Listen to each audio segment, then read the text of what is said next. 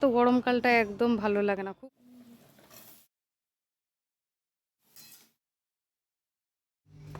Good morning বন্ধুরা, HD লাইফে তোমাদের সবাইকে স্বাগত জানিয়ে শুরু করছি আরও একটা নতুন ব্লগ। কেমন আছো তোমরা সবাই? আশা করি ভালো আছো, আমিও ভালো আছি।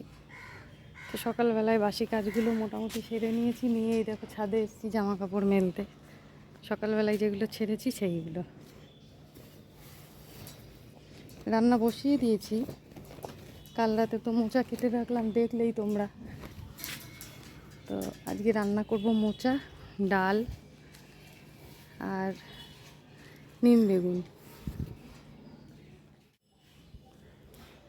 এই হচ্ছে সকালের জামা কাপড় ধোয়া আমার। কত রোদ! এই আসলো গরমকাল, এখন রোদে কোথাও বেরোনো যাবে না।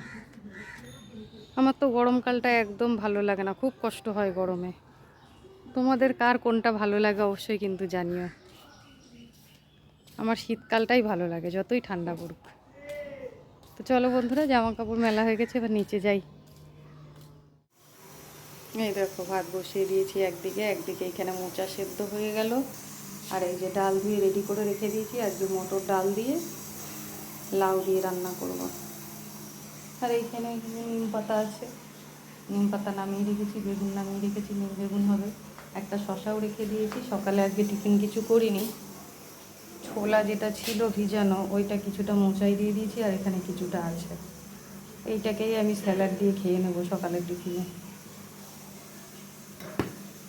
আর এইখানে এই যে মোচার জন্য আলু কেটে রেখেছি।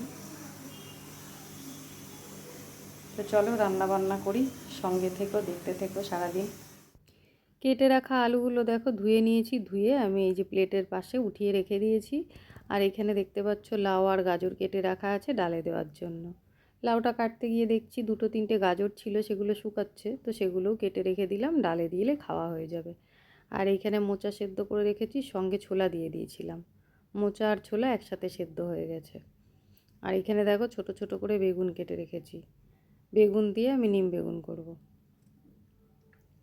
নিম পাতাগুলো কি সুন্দর কচি দেখো, এখন এই কচি কচি নিম পাতা উঠেছে, এইটা দিয়ে নিম বেগুন খেতে কিন্তু দারুণ লাগে। তো নিম পাতাগুলো এখনও বাছা হয়নি, বেছে নেব, আগে ধুয়ে নিয়ে তারপরে বাছবো। তো বন্ধুরা যাই হোক, দেখো কড়াই বসিয়ে দিয়েছি, চলো রান্নাটা শুরু করি। একদিকে গ্যাসে ভাত হচ্ছে, আর একদিকে আমি মোচাটা করে নেব। তো মোচা রান্না করার জন্য প্রথমে দেখো তেলের মধ্যে একটু জিরে তেজপাতা ফোড়ন দিয়ে দিয়েছি, তারপর আলুটা দিয়ে আমি ভাজতে শুরু করেছি। আলুটা আমি প্রথমে ভালো করে লাল করে ভেজে নেব। আর মশলাপাতি আমি সেরকম এখন খুব একটা বাটাবাটি করি না, বেশিরভাগই কাঁচা লঙ্কা চিড়ে দিয়েই রান্না করি। তো দেখো হালকা ভাজা হওয়ার পর আমি এর মধ্যে একটু লবণ হলুদ দিয়ে দিচ্ছি। আমার অভ্যাস ছিল এই ধরনের রান্নাবান্না আমি যখন করতাম আগে, তখন শিলে একটু করে মশলা বেটে নিতাম। কেননা এই রান্নাতে তো আর পেঁয়াজ রসুন আদা এগুলো যায় না, এগুলো একটু জিরে আদা দিয়েই রান্না করতে হয়। আর এই জিরে আদা আর লঙ্কাটা অল্প মশলা আমি বেশিরভাগই শিলে বেটে নিতাম। এখন আর বাটাবাটির ঝামেলা করি না, কেননা সংসারের চাপটা না দিন দিন বেড়েই চলেছে, একা হাতে আর হয়ে ওঠে না। এদিকে মোচাটা হতে হতে ওদিকে ডালটাও দেখো প্রায় হয়েই এসছে, শুধু ফোড়নটা দেওয়া বাকি। মটর ডালটা প্রথমে আমি দুটো সিটি দিয়ে নিয়েছিলাম, তারপর প্রেসার কুকারের ঢাকনাটা খুলে ওর মধ্যে লাউ আর গাজরটা দিয়ে দিয়েছি, দিয়ে এমনি সেদ্ধ হতে দিলাম। কেননা লাউ সেদ্ধ হতে কিন্তু খুব একটা সময় লাগে না, এখন যদি আমি সিটি দিই একেবারে গলে যাবে।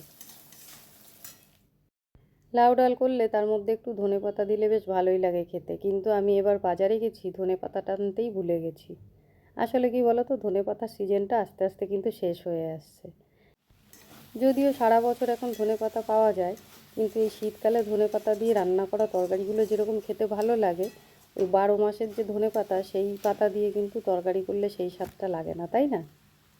এদিকে দেখো মোচাটা রান্না হয়ে গেছে, আমি এবার একটু গরম মশলা দিয়ে দিচ্ছি।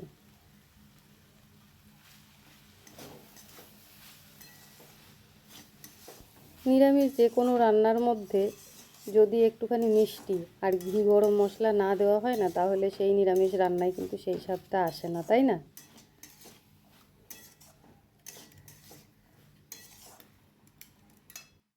তো বন্ধুরা মোচা রান্না হয়ে গেছে, মোচাটা আমি নামিয়ে নিয়েছি। আর এখানে দেখো মোচা রান্না করার আগে একটু বেগুন ভেজে নিয়েছিলাম, আর ডালটা ফোড়ন দিয়ে নিয়েছিলাম। আর এই যে মোচা, এগুলো তো রান্না হয়ে গেল। এখন একটা জিনিস বাকি আছে। এই জিনিসটা আমার কাছে আসল জিনিস কেন বলো তো? যে এই জিনিসটা খেতে আমি এতটাই ভালোবাসি যে এক থালা ভাত দিয়ে দিলে ওটা দিয়েই আমি খেয়ে নিতে পারবো। আর সেটা হচ্ছে নিম বেগুন। তো প্রথমে নিম পাতাটা দেখো আমি ভালো করে ধুয়ে নিয়েছি, ধুয়ে এই যে ছাড়িয়ে নিচ্ছি। চলো নিম পাতাটা রান্না করে ফেলি। তো বন্ধুরা দেখো, প্রথমে কড়াই বসিয়ে দিয়ে শুকনো কড়াইতে আমি নিম পাতাটা ভেজে নিচ্ছি। আমি সব সময় নিম বেগুন করার সময় এইভাবে শুকনো কড়াইতেই ভেজে নিই। তেল দিয়ে ভাজলে না গুঁড়ো করার সময় হাতে চিটে যায়। দেখো শুকনো কড়াইতে আমি ভালো করে ভেজে নিয়েছি, নিয়ে নিম পাতাটা গুঁড়ো করে নিয়েছি। একটুও হাতে লাগেনি। এই যদি আমি তেল দিয়ে ভেজে নিতাম, যখন গুঁড়ো করতাম তখন কিন্তু আমার হাতে চিটে যেত পাতার গুঁড়োগুলো। বেগুনটা ভালো মতন ভাজা হয়ে গেছে। চলো এবার নিম পাতার গুঁড়োটা ওর মধ্যে দিয়ে দিই, দিয়ে নামিয়ে নেব। তো রেডি আমার নিম বেগুন রান্না করা। তোমরা কীভাবে নিম বেগুন রান্না করো অবশ্যই কিন্তু কমেন্ট করে জানিও।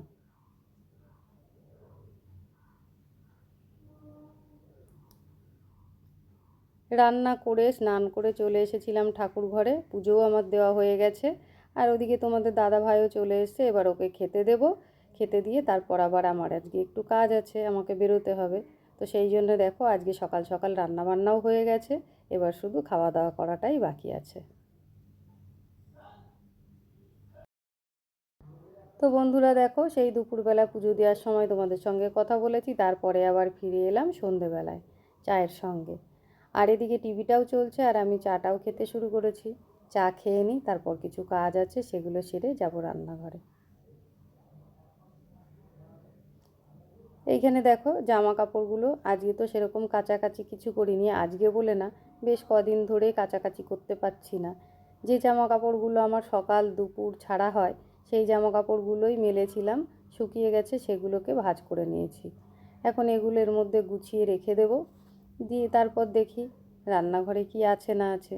রান্নাঘরে কি আছে না আছে সেগুলো দেখব, তারপর ঠিক হবে রাতের জন্য কি রান্না হবে না হবে। তো আজ দুপুরবেলায় ছেলেটা ভাত খায়নি, অনেকগুলোই ভাত আছে। তো চলো রান্নাঘরে যাই দেখি। আমি রান্নাঘরে এসে প্রথমেই যেটা করেছি সেটা হচ্ছে কি খাবার দাবার আছে না আছে দিনের সেইগুলো দেখে নিয়েছি। তো দেখলাম দুজনের মতন ভাত আছে। আসলে দুপুরবেলায় আজকে ছেলেটা ভাত খায়নি। আর আমি যা রান্না বান্না করি দিনের বেলায় আমরা চারজন খেয়ে একজনের মতন ভাত থাকে রাতের জন্য। রাতের জন্যই বলো, কিংবা হয়তো দেখা গেল দুপুরবেলায় হঠাৎ করে কেউ আসলো, তাকে দুটো খেতে দিতে পারবো না, সেইভাবে মেপে আমি রান্না করি না। অন্তত একজনের মতন ভাত আমার হাঁড়িতে থেকেই যায়। তো আজ যেহেতু ছেলে দুপুরবেলায় ভাত খায়নি, সেই কারণে আজকে দুজনের মতন ভাত রয়েছে। আলাদা করে আজকে আর রান্না করব না, যে ভাতটা আছে দুজনের হয়ে যাবে, আর দুজনের জন্য রুটি আনিয়ে নেব। আমি এখন শুধু একটু আলু ভেজে নেব, সেই জন্য আমি আলু কেটে নিয়েছি। আর এই দেখো কড়াইতে তেল গরম করতে দিয়ে দিয়েছি, আর ওইদিকে ভাতটাও গরম বসিয়ে দিয়েছি। দুজনের ভাত তো আছেই, ছেলে আর ছেলের কাকা খেয়ে নেবে, আর তোমাদের দাদা ভাই আর আমি দুজনে মিলে রুটি খেয়ে নেব। দিনের রান্না করা ডালের সঙ্গে কিন্তু মোচাও আছে, কিন্তু এই ধরনের তরি তরকারি দেখবে একবেলা খেলে আর একবেলা কিন্তু খেতে ভালো লাগে না। তো মোচার তরকারিটা আমি ফ্রিজে রেখে দিয়েছি, আলু ভাজা দিয়ে ডাল দিয়েই ওরা খেয়ে নেবে। তো বন্ধুরা দেখো, খাওয়া দাওয়া হয়ে গেছে আর এখন বাজে রাত 12টা।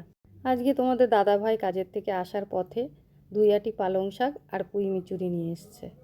তো এই ধরনের জিনিসগুলো কাটা বাছা করতেও তো সময় লাগে। দিনের বেলায় এগুলো করতে গেলে অন্য কাজ সব পড়ে থাকে, সকালবেলায় আমার দ্বারাই হয়ে ওঠে না। তো আমি এই সব জিনিস আনলেই রাতে কেটে রাখি। এর আগের দিন রাত্রেবেলায় মোচা কেটে রেখেছিলাম, তোমরা দেখেছো। আবার দেখো আজকে বসে গেছি পালং শাক আর পুঁই মিচুরি নিয়ে। তো বন্ধুরা, পুরুষ মানুষরা বাইরে কাজ করে, যখন তারা ঘরে আসে তারা কিন্তু পুরোপুরি রেস্ট পায়। বরং ঘরে একজন তার সেবা করার জন্যে অবশ্যই সব সময় তৈরি থাকে। কিন্তু মেয়েদের জীবনটা দেখো, 24 ঘন্টা চলতেই থাকে। অন্তত যতক্ষণ হাতে কাজ থাকবে ততক্ষণ চলতেই থাকে। মেয়েদের জীবনে কিন্তু কোনো রেস্ট নেই। বাপের বাড়িতে গেলেও আজকাল রান্না বান্না করেই খেতে হয়, কেননা মায়ের বয়স হচ্ছে। তোমরা যেখানেই যাও না কেন, সব জায়গাতে গিয়েই কিন্তু হাত নেড়ে খেতে হবে। মেয়েদের জীবনটা এমনই। তবুও সারা জীবন কিন্তু মেয়েদের কথা শুনতে হয় যে মেয়েরা ঘরে বসে সারাদিন কী করে, তাই না?